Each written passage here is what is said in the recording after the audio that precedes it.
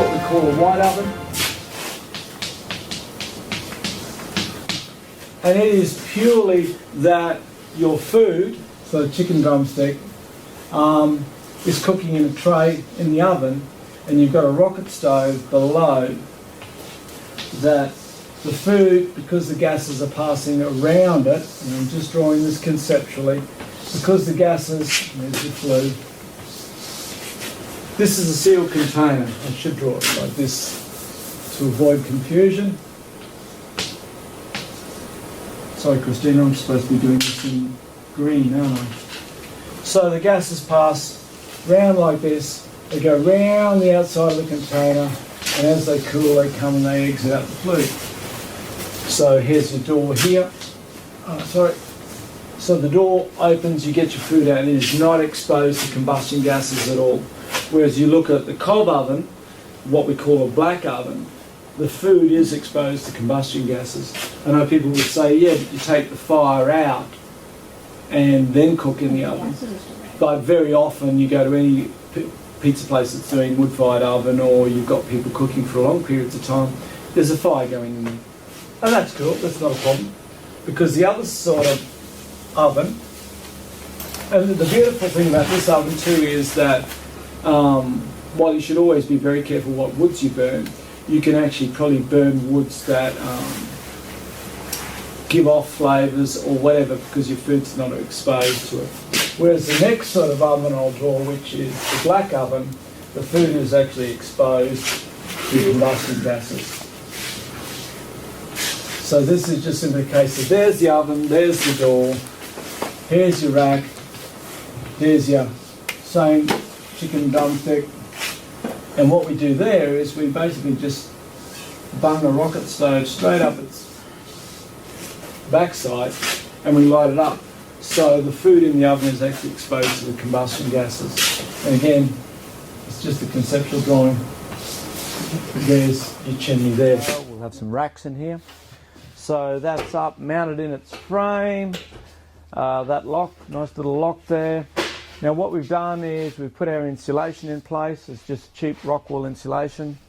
And what we've done is over the top of that we've put some chicken wire. And so the chicken wire acts as a lattice that we're going to cob the exterior, so a little bit of earth mixed in with steel for the oven.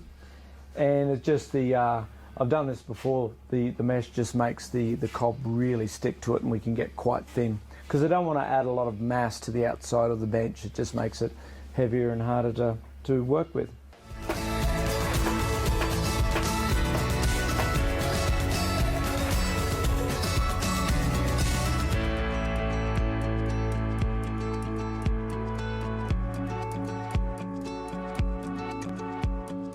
Madly making coal to plug holes in stoves.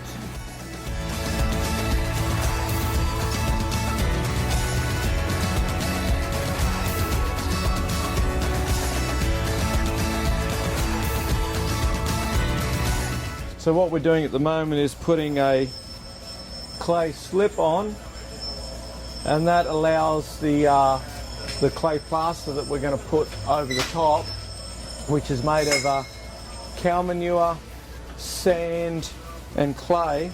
That just gives it something to bind to. And then once we've done that, we can put the the plaster on.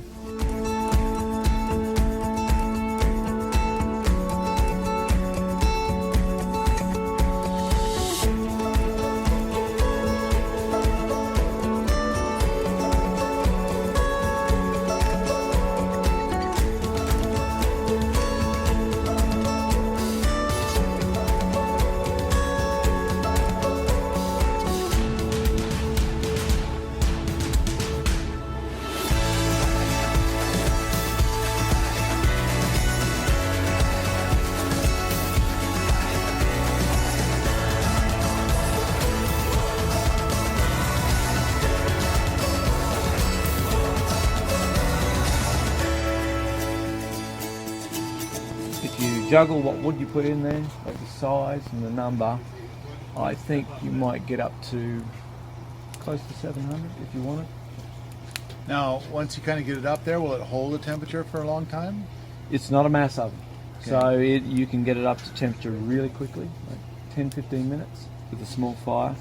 And then you just, if you select the right wood, and this is how we use ours, select the right wood, you put it in, you can walk away for 40 minutes, 45 minutes, if it's good high energy value wood. And of course, once it's up to temperature, you go for the fattest wood that will support, because that's less surface area and it'll just nice, good, steady heat output. So it's all about just juggling your fuel load.